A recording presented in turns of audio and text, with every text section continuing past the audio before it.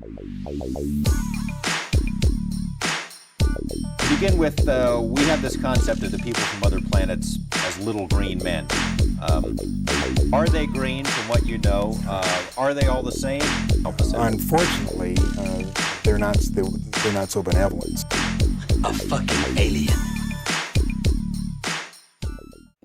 What's good? Welcome Area 51 here with your host Jimmy. Another day in the jungle. Give us a like, subscribe, and become a part of our community here in GoldenEyeBoxing.com for more news and stories.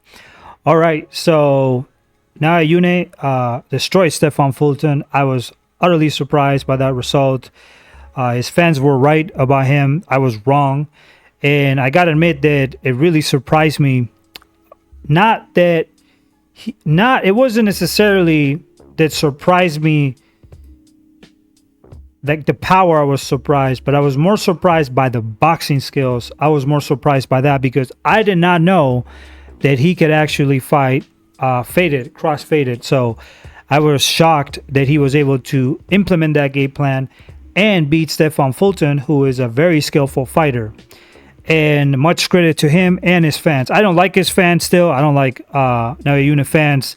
I do not like him, but I do got to admit that this guy is the real deal. He's no doubt the real deal, and obviously I was absolutely wrong about him. And I think he has the skill set to basically wipe out his division. Now, the reason why I'm ranking him number 2 right now, and one thing I want to make sure, I'm not going to put any excuses or say that, I think that Noaya Inoue had hand wraps or he did something illegal in Japan or he was taking steroids or something because he didn't want to get drug tested. I know that some other boxing channels are doing that who were writing with Stephen Fulton. I'm not going to say that because that's not proven and that will be wrong for me to say that. I don't put excuses, and I don't understand why people were putting excuses when Vasyl Lomachenko lost against Devin Haney.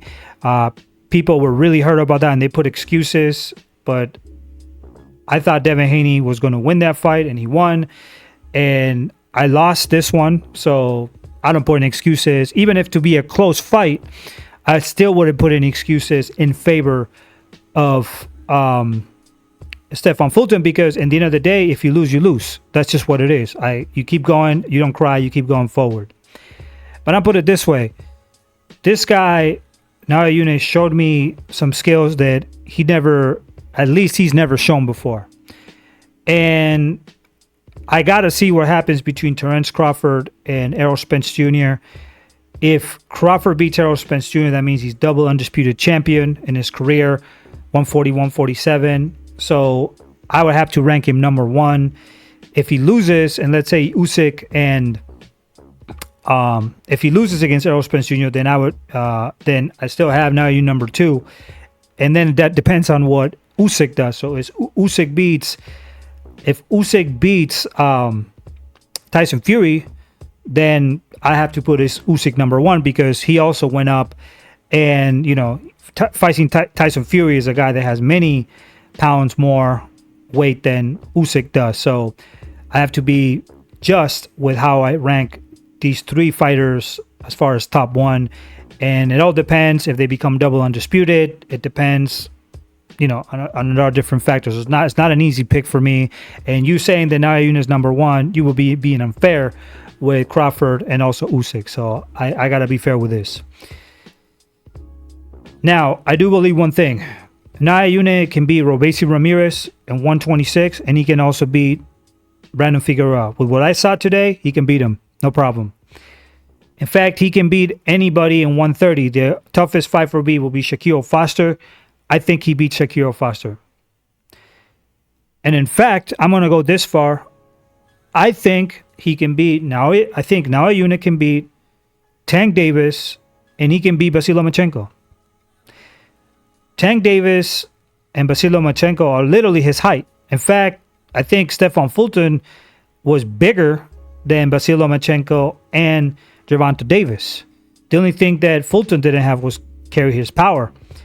But after what I've seen today, the quickness, the speed, the movement, and the changing of angles, which made it very uncomfortable for Fulton, I think Noaya Inoue can beat Tank Davis, because Tank Davis gets hit a lot. This is true. Tank Davis gets hit a lot. And if there's somebody there with serious power who is precise, I think he can knock him out.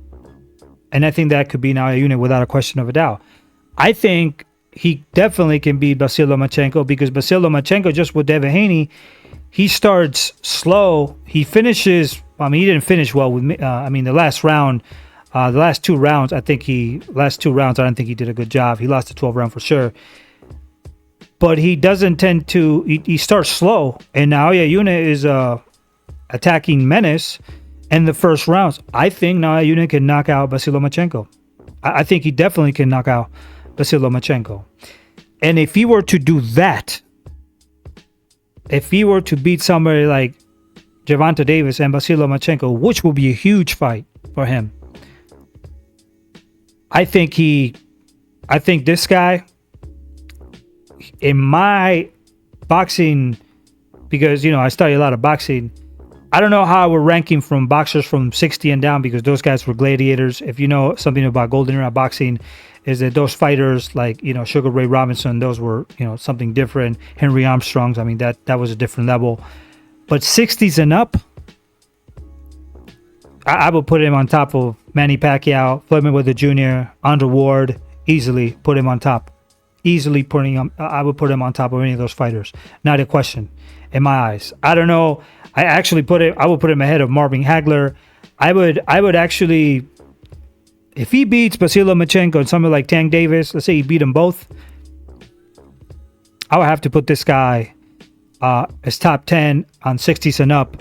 And I have to question where I would have to think where do I put this guy? Because he did something very special. But I believe he can beat him. I believe, and I believe those fights are very possible now after what we saw with Stefan Fulton, because I think Stefan Fulton was just as technical as Vasyl Lomachenko, different style. And to me, he's more technical than Gervonta Davis. The only thing is he doesn't have the power. So if you take that away and he fights these two guys, I think I see flaws with their game, and I think he could operate on them. So I would love to see that fight. And for me, that would put him above everybody else that I've seen in many years. And the 60s and up, probably put him top 5.